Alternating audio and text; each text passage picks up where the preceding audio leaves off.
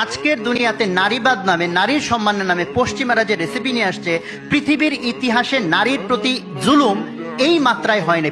সারা পৃথিবীতে আমরা ট্রেন্ড দেখতেছি, ঐতিহাসিকভাবে পুরুষরা যেগুলোতে ভালো, অর্থোপার্জন, যুদ্ধ বিগ্রহ, শারীরিক পরিশ্রম, যে কোনো ইন্টেন্স সিচুয়েশন, এটা পুরুষরা ঐতিহাসিকভাবে ভালো। আল্লাহ তাআলা পুরুষকে এইভাবে তৈরি করেছেন। আর যা কিছু সফিস্টিকেটেড, সফট, এই জাতীয় জিনিসে আল্লাহ তাআলা নারীকে ঐতিহাসিকভাবে তাকে সেই সক্ষমতা দিয়েছেন এবং ঐতিহাসিকভাবে নারী সেটাতে ভালো।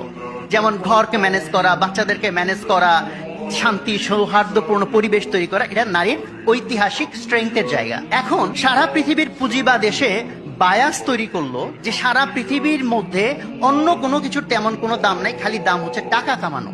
যে যত বেশি টাকা কামাবে সেটা হচ্ছে ভালো। টাকা কামানোটাকে যখন এত প্রাধান্যের জায়গায় নিয়ে চলে যাওয়া হলো, এরপর জিজ্ঞেস করা হলো নারী ভালো না পুরুষ ভালো। তো নারী চিন্তা করলো আমি তো টাকা কামাই না, পুরুষ টাকা কামায়। কারণ আমি মনে করি যে যদি নারীর প্রতি ট্রুলি সম্মান পশ্চিমারা দেখাইতে চাইতো, তাহলে নারী ঐতিহাসিক ভাবে যেটাতে ভালো, তাহলে সেটাতে তারা ব্র্যান্ডিং করতো।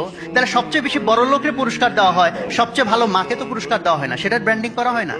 সবচেয়ে বেশি যে ভালো ঘর কন্যা করে তার পুরস্কার দেওয়া হয় না। সবচেয়ে বেশি ভালো যে বাচ্চাকে পালন করে এটাকে পুরস্কার দেওয়া হয় না, এটাকে হাইলাইট করা হয় না। হাইলাইট করা হয় শুধুকে টাকাকে বেশি কামাইলো। যদি পশ্চিমে বিশ্ব ট্রুলি নারীকে সম্মান করতে চাইতো, তাহলে নারী ঐতিহাসিক ভাবে যেগুলোতে ভালো, তাহলে সেটাকে তারা ব্র্যান্ডিং করতো।